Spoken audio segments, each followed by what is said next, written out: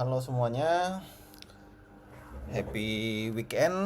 Nah, jadi ini di video ini kita coba review untuk IHSG lagi ya. Seminggu ke depan kira-kira potensinya akan seperti apa. Nah, sebelum itu kita coba review dulu pergerakan IHSG seminggu kemarin. Nah, kalau kita lihat ini sesuai dengan analisa kemarin ya, yang minggu lalu. Kalau convictionnya saya itu IHSG akan naik. Nah, dan ternyata memang naik ya. Ini dari hari Senin nih, candle yang ini tanggal 13 itu langsung naik untuk base. Hari Selasa dia gap up. Nah, menguji langsung area supply-nya nih di sini. Menguji area supply dan ini sudah sampai ke targetnya. Nah, di hari Rabu ini nih candlenya membentuk pola dark cloud cover. Nah, cuma yang kelihatan di sini, nah ini sebenarnya closing di Jumat kemarin membentuk base baru ya. Ini membentuk base baru. Ini bentuk base di sini, dia bentuk base sebenarnya. Nah, jadinya ini indecision ya, belum tahu untuk arah selanjutnya kemana. Biasanya kita tuh belum tahu kemana.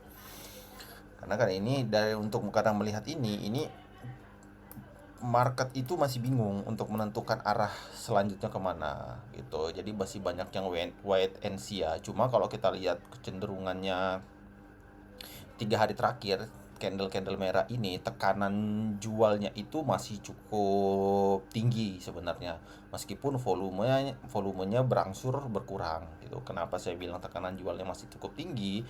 Nah, teman-teman lihat di sini. Nah, ini karena setiap candle itu adalah bentuk dari psikologis pasar itu sendiri. Nah, teman-teman lihat dari yang di sini. Dari sini opening kita gap up, closing turun. Yang artinya adalah ketika pagi ada tekanan beli yang cukup besar sehingga harga langsung naik gap, tapi mendekati closing ada tekanan jualnya kembali besar lagi, makanya harganya turun dan closing merah. Nah, begitu juga di hari Kamis dan hari Jumat. Opening selalu gap up tapi closingnya merah. Nah, ini nggak bagus karena tekanan jualnya jadinya besar. Seller masih menang di sini seperti itu. Nah, kalau melihat kabar dari Sabtu Minggu ini ya, yang Iran sempat membuka Selat Hormuz, ya akhirnya Minggu ditutup lagi, ditutup kembali ya. Kalau saya ini biasa ya, ini masih akan ke bawah, masih bertujuan untuk retest demand area yang ini nih, yang hijau ini, yang terdekat ini. Yang ini saya coba hapus dulu. Ini saya hapus dulu. Nah, ini kita coba hapus dulu biar nanti kita gambar ulang. Nah, biasa ya dia akan ke sini dulu nih. Convictionnya saya gitu. Ini kemungkinan dia akan turun ke sini dulu. Nah, meretest demand area yang ini di sekitar 7455, 7410 sampai 7455 area-area ini nih gitu. Kemungkinan dia akan sini. Nanti di sini kita lihat dulu reaksi harganya, apakah dia membentuk base baru atau langsung jebol. Hanya di sini demand area ini hanya kuat menahan saja, hanya menahan, tidak memantulkan gitu. Karena kalau jika ini dijebol, next target dia akan ke sini, ke demand area yang bawah ini, ke 7275, 7245 sampai 7275 nih area sini seperti itu. Nah, kalau dari volume sebenarnya volumenya nggak buruk-buruk betul sini. Itu mulai menurun ya selama pembentukan base ini. Itu. Cuma kalau untuk melihat ini, apalagi lihat kabar Sabtu Minggu ini, ya biasanya konflik saya kemungkinan dia akan turun dulu, tetap harus menguji demand area yang ini seperti itu. Nah, jadi tetap harus disiplin untuk TS, trailing stop dan stop lossnya ya. Jangan sampai kita yang minggu lalu sudah dikasih enak nih, 1 minggu sebenarnya enak banget ya.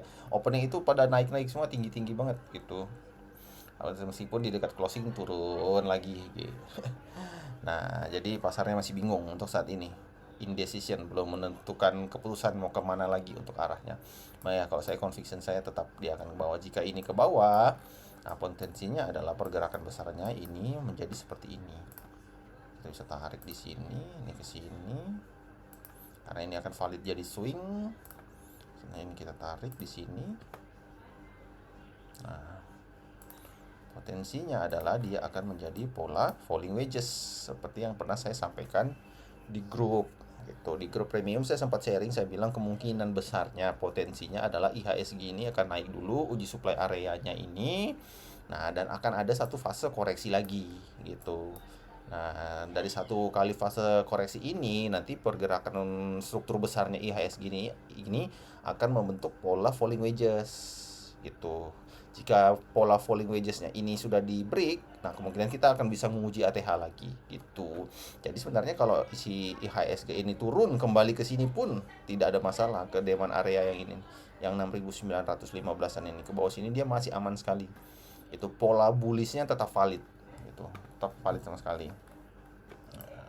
Cuma ya kan lumayan nih kalau dibawa ke turun sini lagi nih, ke bawah sini lagi nih gitu. Makanya tetap harus disiplin sama trading plannya ketika teman-teman sudah punya posisi. Jangan bernego untuk stop loss itu. Nego trailing stop nggak apa-apa karena posisinya profit, tapi jangan bernego untuk stop loss. Oke. Nah, ya semoga sih masih dikasih benar lagi ya analisanya seperti ini gitu. Nah, jadi ini untuk pembahasan IISG. Nah, kita review sedikit. Mungkin ada beberapa saham yang bisa teman-teman pantau. Yang pertama, kalau untuk kapal-kapalan itu masih oke ya. Kita coba cek ya, Sochi. Sochi itu masih bagus. Ini, nah ini retest, dia retest gitu. Dia retest demand areanya. Nih, kalau dikasih turun lagi ya 5 ke 500 nih bagus nih. Kok bisa dapat di 500 dikasih ke 500? Itu masih good kok. Ini dia retest. Wajar ketika breakout dan retest. Nah, maka ini yang bagus. Setelah breakout dia retest dulu. Itu yang kenaikannya bagus gitu. Pijakannya banyak. Jadi naiknya bisa lebih bagus gitu. Di Sochi, apalagi Yahumi. Nah, sama semua masih good. Untuk kapal-kapalan. Ini kapal-kapalan tuh chartnya mirip-mirip semua ya gitu. Jadi masih good kok, masih bagus untuk kami, masih untuk perkapal-kapalan masih ada potensi untuk naik. Ini malah kita dikasih kesempatan untuk masuk di harga yang lebih murah dengan risk lebih kecil gitu untuk kapal-kapal. Apalagi yang menarik yang kemarin saya terakhir bilang itu emas-emasan juga bagus ya. Nah, Archie itu yang paling kecil kemarin risknya saya. Nah, Archie good nih, masih ada potensi dia menguji nih upper ini, masih ada spreadnya cukup lebar, menguji upper trend line dari bullish channelnya ini, masih good untuk Archie. Kemarin dia belum gerak nih, belum kemana-mana Archie. Sama satu lagi emas-emasan yang oke itu emas. Nah, sama emas ini baru mantul dari lower trend line dari bullish channelnya. Ini baru break demand area. Emas ini good sekali. Itu kalau mau masuk boleh untuk emas. Nah, apakah saham-saham emas yang lain jelek kayak Harta, PSAB? Bukan jelek, tapi resikonya cukup besar gitu. Kita mencari resiko yang sekecil-kecilnya ya. Yang menurut saya kecil ya dua ini, yang masuk kategori kecil untuk risknya sendiri gitu. Emas dan Archie itu yang bisa jadi pilihan teman-teman kalau untuk masuk ke saham-saham emas-emasan. Nah, selanjutnya boleh dipantau mungkin saham-sahamnya Pak Thohir pokoknya.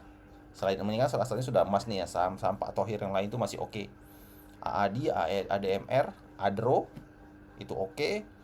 Terus apa lagi ya, MDKA itu masih oke. Oke juga. Pokoknya saham-saham Pak Thohir good semua gitu. Biasa anomali tuh saham-saham Pak Thohir kalau market koreksi dia jalan sendiri tuh. Gitu. Jadi bisa dikolek ya untuk teman-teman.